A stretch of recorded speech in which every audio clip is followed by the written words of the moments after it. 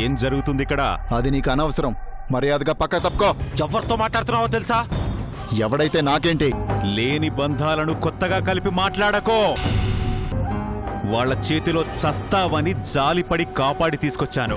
సమయానికి అన్నయ్య వచ్చాడు కాబట్టి సరిపోయింది, లేదంటే వాళ్ళు నీ ప్రాణాలు తీసేవాళ్ళు కదూ. చివరి నిమిషంలో దేవుళ్ళా మీ అన్నయ్య వచ్చి అడ్డుపడ్డారు. నా చావు కోరుకున్న వాళ్ళందరూ చచ్చారు, చస్తారే తప్ప నన్ను చంపటం అంత సులభమేం కాదు. చావు ఏ ఒక్కరికి చుట్టం కాదే. చెడు వెనక మిగిలేది చావు అన్న రెండక్షరాలే. ఈరోజు నీ మాటలు నమ్మి నా కొడుకు జీకే శిరీష్ చావుని కోరుకోవచ్చు, చంపాలని చూడొచ్చు. కానీ నిజం తెలిసిన రోజు వాళ్ళిద్దరి ఆవేశానికి బలయ్యేది నువ్వే. శిరీష్ చంపిందేమో అన్న అనుమానానికి వాళ్ళంతగా ఆవేశపడుతుంటే నువ్వింత నమ్మక ద్రోహం చేశావని తెలిసిన రోజు వాళ్ల చేతిలో నీ చావు ఎంత దారుణంగా ఉంటుందో ఒకసారి ఊహించుకో. అమ్మవారికి పోతను బలిచ్చినట్టు వేటుకు అవయవం తెగి నేల మీద పడే రోజు త్వరలోనే వస్తుందే.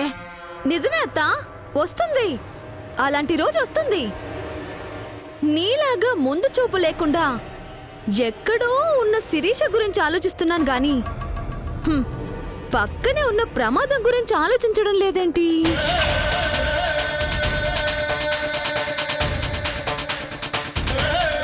నువ్వు చెప్పినట్టు ఖచ్చితంగా అలాంటి రోజు వస్తుంది. కానీ ఎవరి వల్ల వస్తుంది? నిజం తెలిసిన నీ వల్ల లేక గౌరీ వల్ల వస్తుంది?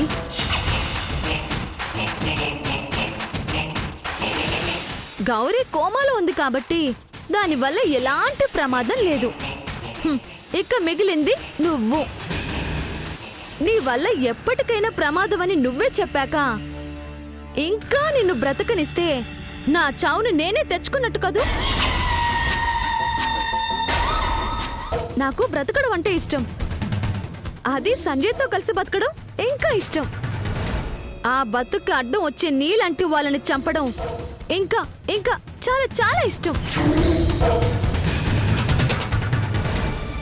నిన్ను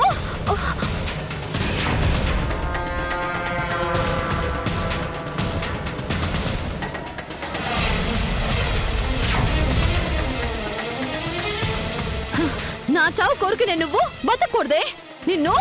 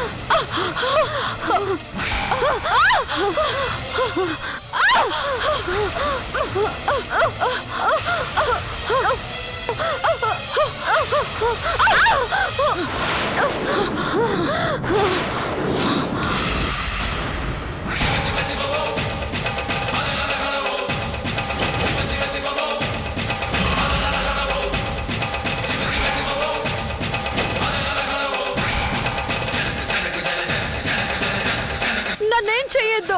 మీకు దండం పెడతాను అత్తయ్య. అత్తయ్య, మీకు దండం పెడతాను అత్తయ్య. నన్నేం చెయ్యొద్దు. ఆ శిరీష మీద మీకెంత ప్రేమ ఉంటే మాత్రం నన్ను చంపేస్తారా? మీ కాళ్ళు పట్టుకుంటాను అత్తయ్య. నన్ను చంపకండి అత్తయ్య. నన్ను చంపకండి అత్తయ్య.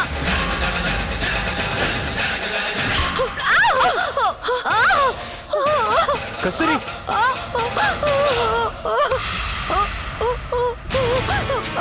ఏమైంది కస్తూరి? అబ్బే ఏం లేదు సంజయ్, ఏం లేదు. అత్తయ్య నన్నేం అనలేదు. ఏం కాలేదంటావేంటి? ఏమండి చూడండి, దారుణం. శిరీషని దూరం చేశానని అత్తయ్య నన్ను చంపడానికి సిద్ధపడిందండి.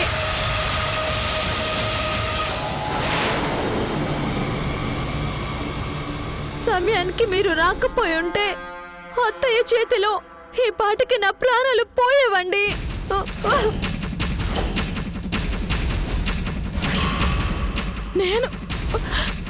నేను చంపాలని చూశానా? సంజయ్, ఒరే, అది అబద్ధం చెప్తుందిరా. అదే నన్ను చంపాలని చూసిందిరా.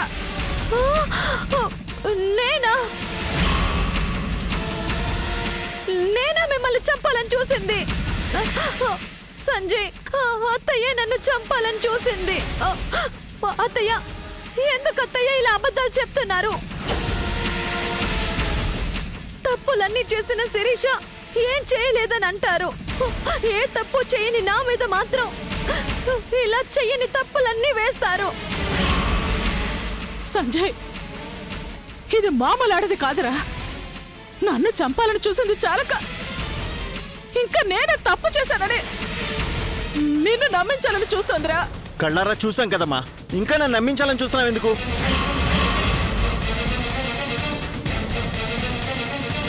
ఇంటి కోడలని కూడా మర్చిపోయి ఈ విధంగా తన్ని కత్తితో చంపాలని చూసావే? ఏంటమ్మా కస్తూరి చేసిన నేరం? శిరీష స్థానంలో కోడలిగా రావడమేనా? రే సంజయ్, నువ్వు కూడా. నేను కూడా అంటే నేను చూసింది అబద్ధమా? నీ వల్ల తన ఒంటి మీద పడిన గాయం అబద్ధమా? నీ నెత్తురు అబద్ధమా? ఏదబద్ధం? కిరోసిన్ పోసి కోడలను తగలబెట్టే అత్తల గురించి టీవీలో చూశాను, పేపర్లో చదివాను. కానీ అలాంటి క్రూరమైన అత్త నా ఇంట్లో నా తల్లి రూపంలో చూస్తుంటే ఇంకా నమ్మలేకపోతున్నాను. తల్లివి అనే ఒక్క కారణం నిన్నేం అన్నివ్వట్లేదు.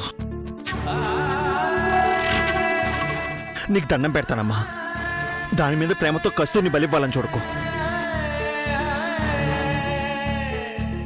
మరోసారి ఇలాంటిది నా కళ్ళతో చూస్తే మాత్రం నేను కొడుకునన్న విషయం మర్చిపోవాల్సి వస్తుంది. తర్వాత నీ ఇష్టం.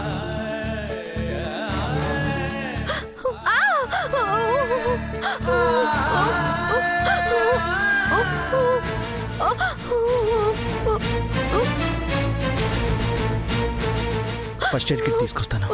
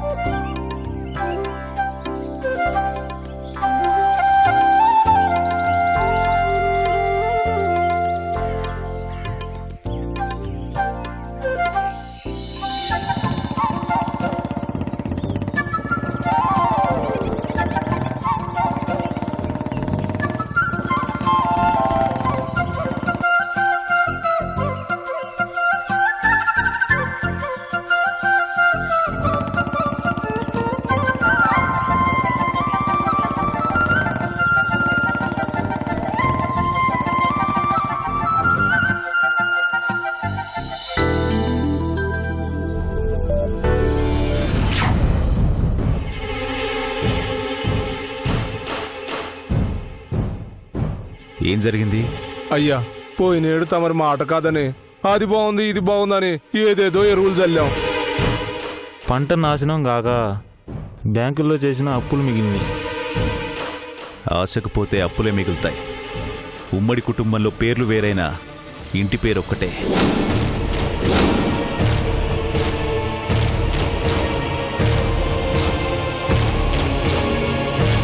అదేవిధంగా పేర్లు వేరైనా ఎరువులొక్కటే. వాటి వల్ల పచ్చని పంటే కాదు, బంగారం పండించే ఈ నేలలు సత్తువ కోల్పోతున్నాయి.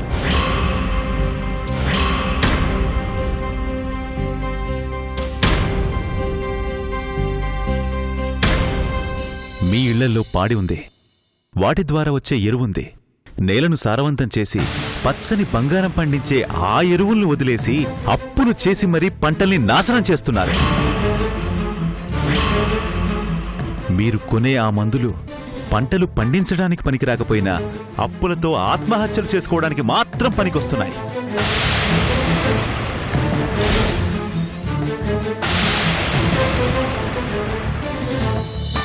రైతంటే ఆకలి కాదు, అన్నం. అధిక దిగుబడి అనే అత్యాశకు పోయి మీరా అర్థాన్నే మార్చేస్తున్నారు. ఈ ఏడు నుంచి తమరు చెప్పినట్టే సాంప్రదాయ పద్ధతిలోనే వ్యవసాయం చేస్తామయ్యా. కానీ వచ్చే ఏడు దాకా టైం ఇవ్వమంటే ఇవ్వకుండా ఆ బ్యాంకు వాళ్ళు మా పొలం జప్తు చేస్తామంటున్నారయ్యా.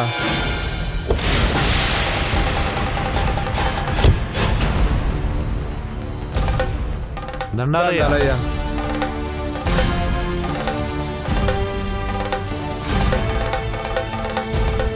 మీకు అప్పులు ఇచ్చి మీ చుట్టూ తిరగాల్సి వస్తుంది. బ్యాంక్ జోనల్ మేనేజర్ గారికి మీ చుట్టూ తిరగాల్సిన కర్మేంటి? ఏంటి అప్పు తీరుస్తారా లేక పొలం జప్తు చేయమంటారా? మీ కాళ్ళు ఆగండి. పట్టుకుంటామయ్యా. బ్యాక్. ఈ దేశం ఆకలి తీర్చే చేతులేవి. ఇలాంటి వాళ్ల కాళ్ళు పట్టుకొని ఆ చేతుల విలువ దిగజార్చొద్దు. ఎవరయ్యా నువ్వు? సారెవరో తెలుసా? చెప్పావుగా, మళ్ళీ పరిచయం ఎందుకో? కోట్లు మోసం చేస్తే వాళ్ల నుంచి రూపాయి వసూలు చేయడం చేతకాదు, కాని అన్నం పెట్టే రైతులు పంటలు పండక అప్పులు కట్టకపోతే మాత్రం పొలాలు జప్తు చేస్తారు. జప్తు చేసి ఏం చేస్తావు? అరక కట్టగలవా? దుక్కి దున్నగలవా? మొక్క నాటగలవా? కలుపు పీకగలవా? ఏం చేస్తావు? మా రూల్స్ మాకుంటాయి. జప్తు చేసి పొలాలు దున్నాల్సిన కర్మ మాకేంటి? ఏయ్! పొలం దున్నడం కర్మ కాదు, కర్మనుకొని నాగలి వదిలేసేలా మీరు చేస్తున్నారా? ఎవ్వడు ఏ పని చేసినా వాడిల్లే గడుస్తుంది. ఒక్క రైతు కష్టపడితే 100 మంది ఆకలి తీరుతుంది. ఎవడు చెప్పాడ్రా వ్యవసాయం కర్మని? అది ఆకలి తీర్చే అదృష్టం. Nonsense. What are you talking? There is no meaning at all. You are such an irritating fellow. How can you give me a lecturer morals? Do you know whom I am? I am PhD, Oxford, London. I am a bank general manager. At least you don't know my designation. 200 members are working under my supervision. You are nowhere to stand in front of me. Shut up and get lost.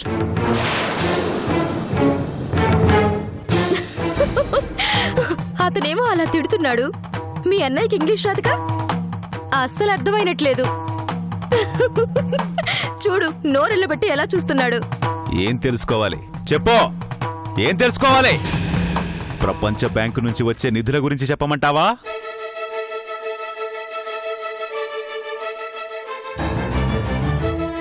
అందులో రైతుల కోసం కేటాయించేది ఎంతో చెప్పమంటావా?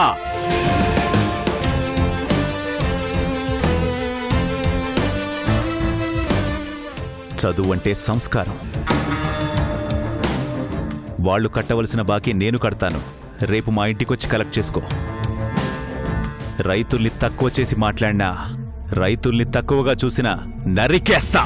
పోరా పోరా ఈ village నుంచి.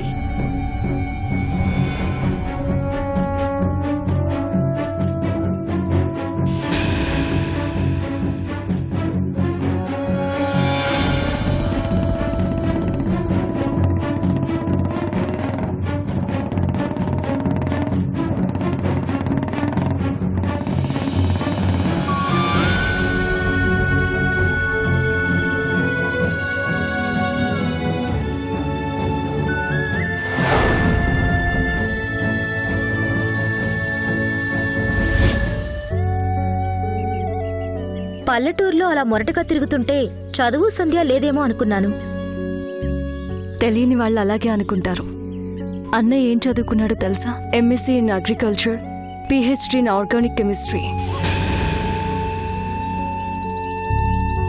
అంత చదువు చదివి ఈ పల్లెటూరులో ఒక మామూలు రైతులా బ్రతుకుతున్నారా? అన్నయ్య చదువుకి క్యాంపస్ సెలక్షన్లోనే అమెరికా వెళ్లే అవకాశం వచ్చింది. కానీ అన్నయ్య వెళ్ళలేదు. ఏ మంచి జాబ్ వచ్చింది, ఈరోజు మంచి పొజిషన్లో ఉండేవారు కదా. అలా అందరిలా ఆలోచిస్తే మా అన్నయ్య అంత గొప్పవాడెలా అవుతాడు?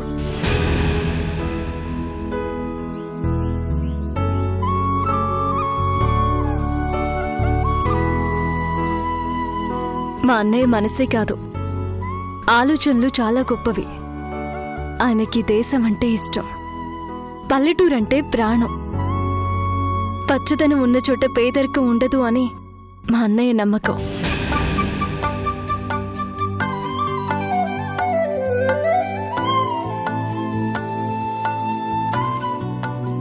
అందుకే పచ్చని మొక్కని ప్రేమిస్తాడు, పచ్చదనాన్ని ఆరాధిస్తాడు.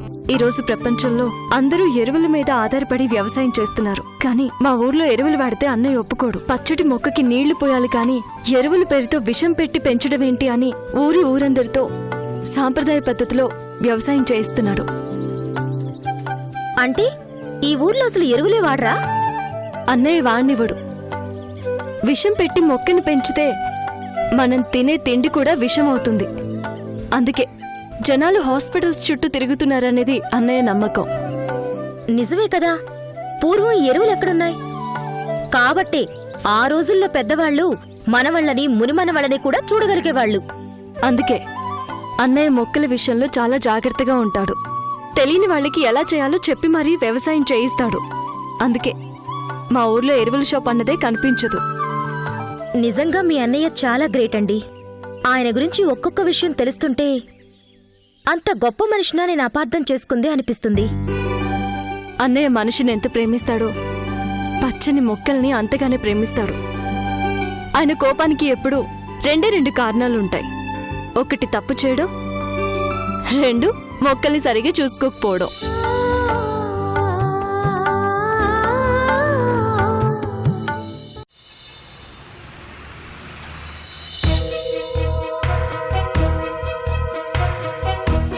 సమయానికి మీరు రాకపోయి ఉంటే అత్తయ్య చేతిలో ఈ పాటికి నా ప్రాణాలు పోయేవండి. కళ్ళారా చూసాం కదమ్మా, ఇంకా నన్ను నమ్మించాలని చూస్తున్నావు ఎందుకు? తల్లివి అనే ఒక్క కారణం నిన్నేం అన్నివ్వట్లేదు. మరోసారి ఇలాంటిది నా కళ్ళతో చూస్తే మాత్రం నేను కొడుకునన్న విషయం మర్చిపోవాల్సి వస్తుంది. తర్వాత నీ ఇష్టం.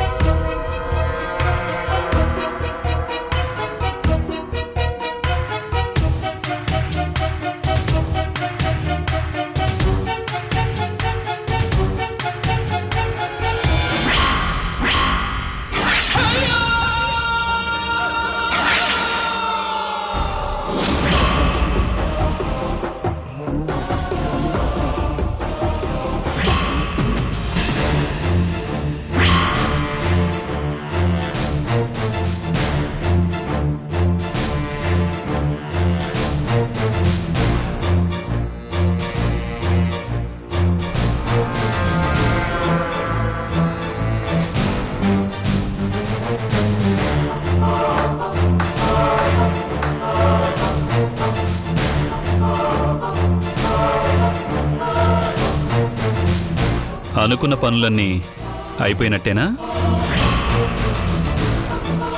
అయిపోయినట్టేగా.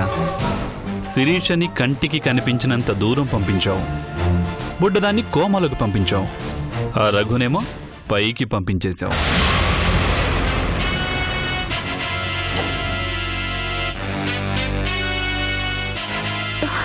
ఇక బ్యాలెన్స్ ఒకటే ఉంది. బుద్ధుందా నీకు? నేరుగా ఇంట్లోకి వచ్చావేంటి? మరి ఎదుగా బయటికి పో. అలా ఎలా వెళ్తారేంటి? వచ్చింది ఒంటరిగా వెళ్ళడానికి కాదు, జంటగా నిన్ను తీసుకుని వెళ్ళడానికి. నన్ను తీసుకెళ్తావా? ఎక్కడికి? అబ్బచ్చా, ఏం తెలియనట్టు ఏం నటిస్తున్నావే? నీ పనైపోగానే నాతో వస్తానని చెప్పావు ఏంటి, మర్చిపోయావా? అందుకేగా నీ మాట కాదనకుండా నువ్వు చెప్పిన పనులన్నీ చేసి పెట్టాను. అవన్నీ మనం తర్వాత మాట్లాడుకుందాం. ముందు ఇక్కడి నుంచి వెళ్ళిపో. వెళ్ళను. వెళ్దాం. వెళ్ళి హాయిగా పెళ్లి చేసుకొని కలిసి కాపురం చేసుకుందాం. ఏంటి పిచ్చి పిచ్చిగా ఉందా? మర్యాదగా వెళ్తావా లేదా? ఏ, నీ అవసరం తీరాక నువ్విచ్చిన మాటే నీకు పిచ్చి పిచ్చిగా కనిపిస్తోందా? వచ్చావా మర్యాదగా వెళ్దాం, లేదంటే నా స్టైల్లో నేను బలవంతంగా తీసుకెళ్లాల్సి వస్తుంది. మరీ ఎక్కువ చేసావంటే నా సంగతి తెలుసుగా. ఏ, ఏంటే నీ సంగతి తెలిసేది? ఇప్పటిదాకా నీ బలం నేను, నీ సైన్యం నేను. నాతో అవసరం తీరగానే నన్నే బెదిరిస్తున్నావా? రావే.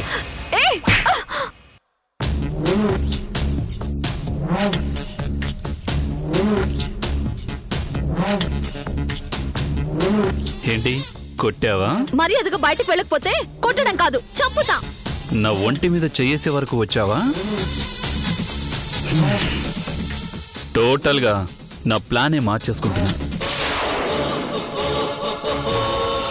ఇప్పటిదాకా మర్యాదగా తీసుకెళ్ళి పద్ధతిగా పందిరిలో పెళ్లి చేసుకుందాం అనుకున్నాను. ఇప్పుడే డిసైడ్ అయ్యాను. ముందు పెళ్లి కాదు, డైరెక్ట్గా శోభనమే. అయినా నీలాంటి ఆడది ఇష్టంగా వస్తే మజా ఏముంటుందే? నువ్వు వద్దంటుంటే, నేను కావాలని ఎగబడుతుంటే, అలా పోరాడి పెనుగులాడి ఆటలు అలసిపోతే ఆ మజాయే వేరుగా ఉంటుంది.